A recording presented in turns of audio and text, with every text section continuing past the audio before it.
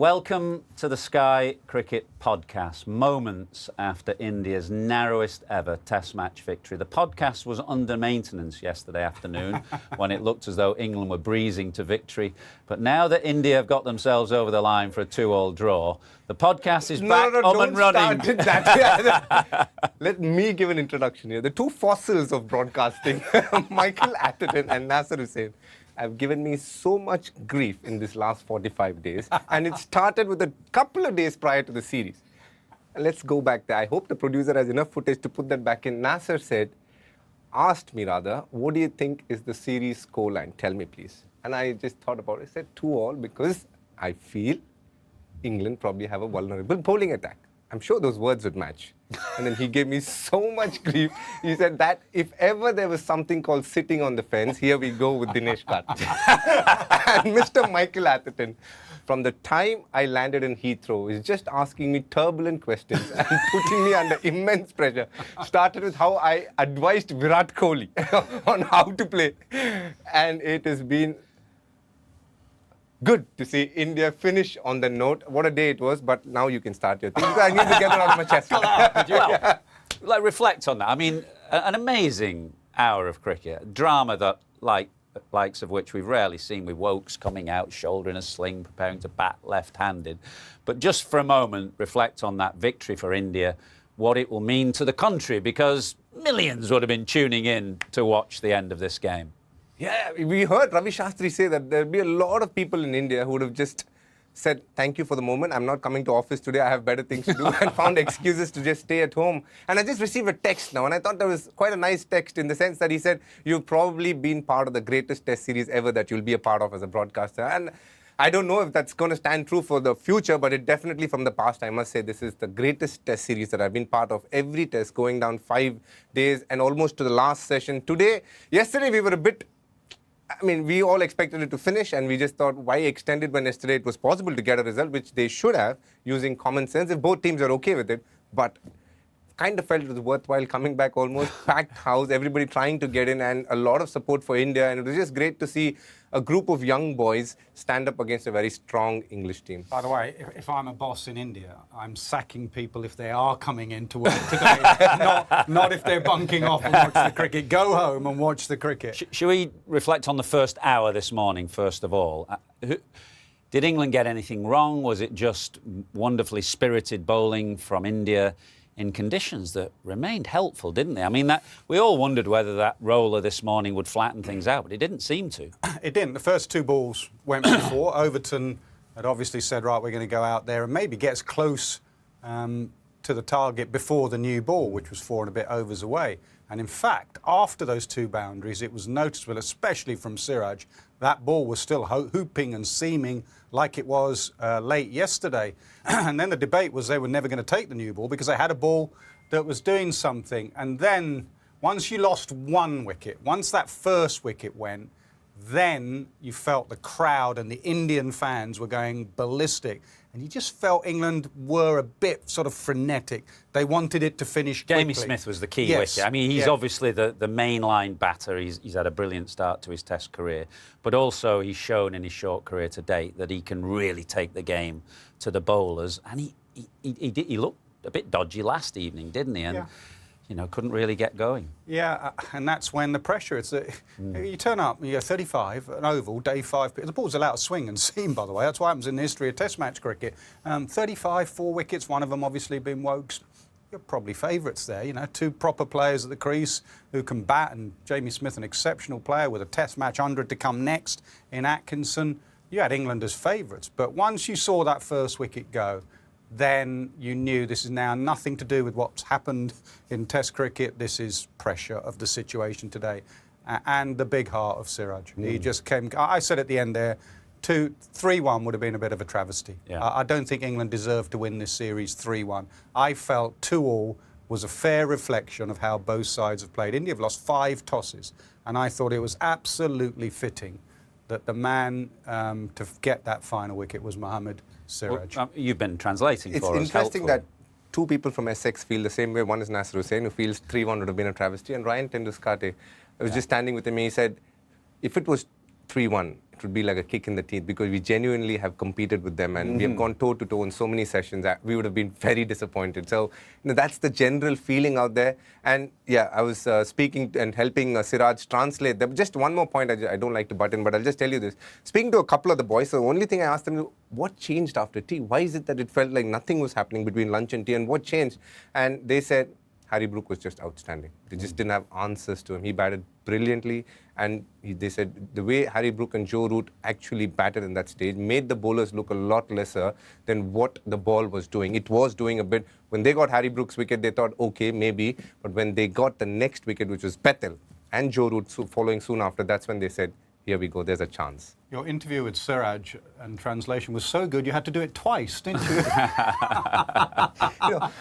It just tells my inexperience in broadcasting. I just went straight up to Siraj and started talking like my dad was there. Wait for a cue from Director the director. We'll get to Harry Brook in a minute. But just a final word on Siraj. I mean, it's bizarre, isn't it? All the talk was about Jasprit Bumrah before the series began. He'll only play 3 games and India have to win the games that he's playing. They ended up not winning those, winning the ones that he didn't play. But maybe that's not a complete coincidence that the rest of the attack, in particular Siraj, feels that they have to raise their game in the absence of Bumrah. Feels like it. I mean, it's not Bumrah's fault because he's the best going around in the world. Every time he plays, he creates an impact. I think it's got to do with the captain as well. Maybe he trusts Bumrah so much that at times he doesn't believe the others are as potent as him in certain situations. He didn't have Bumrah. He said, here we go. It's Prasidh and Siraj for me from the start till this game finishes. So those kind of moments actually instill confidence in you. And I think at times whoever the captain has been, Virat Kohli, Rohit Sharma and now Shubman Gill, when Bumrah has played, has relied so much because he's such a genius and he makes the ball talk that the others sometimes pale in comparison on that given day when he's around. Talking about Harry Brook, and obviously it seemed as though the game was in the bag yesterday afternoon when Brook and Root were playing so well.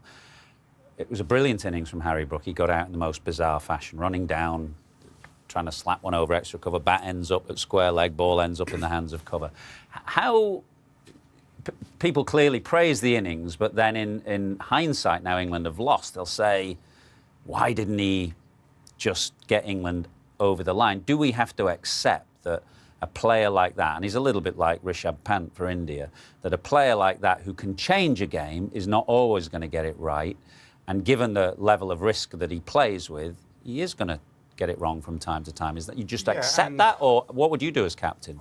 You would say, is that a shot that you play and gets you a lot of runs? Which he does. Which he does. He charges the seamer as much as anyone. I see probably Rishabh Pant's another one, and he hits it over extra cover and mid-off for 4 and 6. At will, to be honest. So it's a high percentage shot for him. In fact, it's in his percentage is what I mean. So I have not got a problem. It looked a bit ludicrous because the bat went out of his hand. So it would be like me or you playing a forward defence, or Owen Morgan or Ben Duckett playing reverse sweeps. Would you ever be critical of Ben Duckett getting out reverse sweep, or Owen Morgan in white ball cricket? You wouldn't. So why would you be critical of Harry Brook? What you have to be careful, I guess, as a pundit, is giving them licence and not being critical at all. Because how do you ever criticise them? We used to give KP stick when KP would say, that's the way I play. Now, you do have to play the situation as well. And that's what Harry may have to learn and add to his game, and learn maybe from this that people below him, once put under pressure in a certain situation, may collapse in a heap. So next time, even though it's your shot, play the situation to get your team closer to the line. But I cannot be critical if someone's got 10 hundreds in 50 innings and plays the way he does. He's just a fabulous player. Shubman Gill, he looked very cool and calm when I interviewed him, well, only about 10 or 15 minutes ago. His heart must have been pounding this morning, though. Yeah, I don't think he would have had a good night's sleep. Just knowing that they're close, but nowhere close to the finish line. 4 wickets is a lot. And with Jamie Smith, with the impact that he's had in the series so far, and Jamie Overton, who can definitely hold a bat, he would have had his doubts.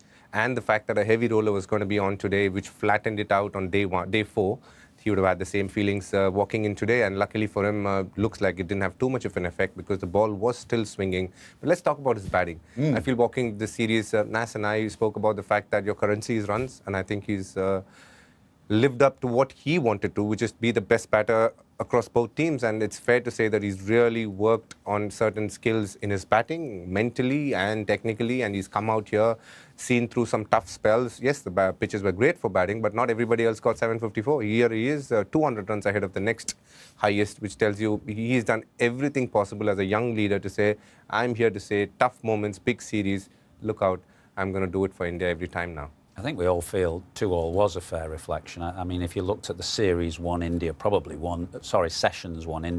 won more sessions than England. I was just looking at the series averages. They've got 4 of the top 6 run getters, Shubman, KL Rahul, Ravindra Jadeja and Rishabh Pant.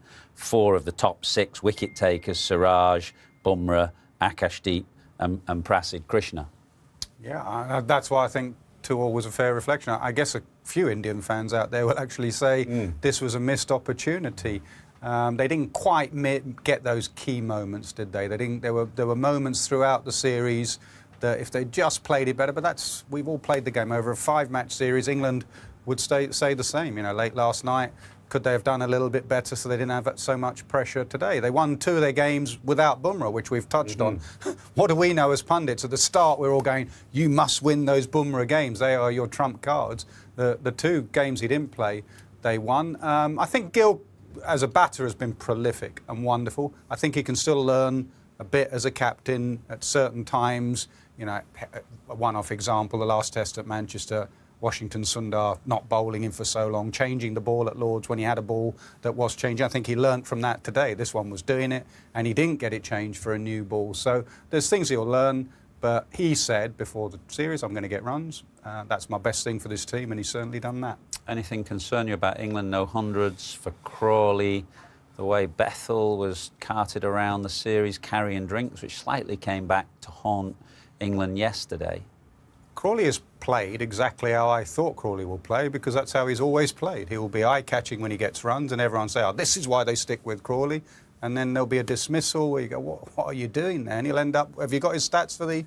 I think an average of 30, which is kind of... His test average and his first-class average. 290 runs at 32. The only top-order batter not to make 100. Yeah, but the partnership with Duckett is a good one. Works. So you're not going to separate that. No. They work, they play, they get on. There's an obvious left-hand, right-hand, tall, short. So they're going to be opening unless there's an injury in the first test match of the Ashes. I think a Bethel thing is no reflection on Jacob Bethel. No. It's a reflection on, you know, you have to have played cricket, and you've had to play cricket in the format, in red ball cricket. If you're going to come up against Siraj and all these guys in the high-pressure cauldron, I don't care what the modern cricketer says about, I don't need time in the middle, or we just go and play. You need to be batting. To be carried around, he didn't come back from the IPL, did he? Stayed. Fair enough, that's his decision.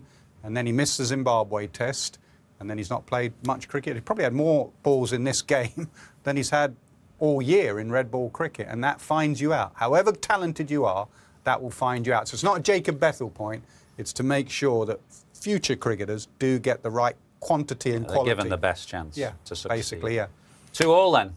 Big smile on your face. I'm very happy because I think... You're the man who knows, you're the man in the know.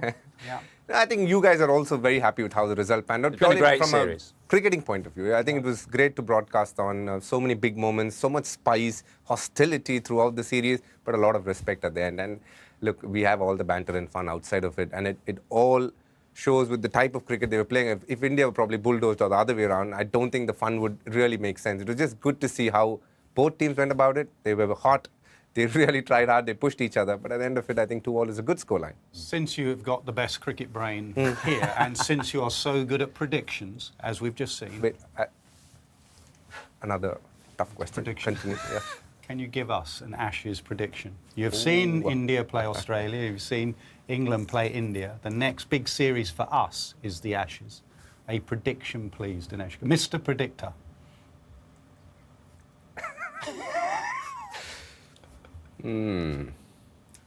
Quickly, last orders are coming. 3-2 Australia. 3-2 Australia. Well, there's plenty of podcasts to come before the not Ashes having him series on again, starts. are we? Well, no, we're not having him on again, but we've got plenty of time for us to make our predictions. Anyway, this has been a fantastic series. We've loved covering it. Goodbye for now.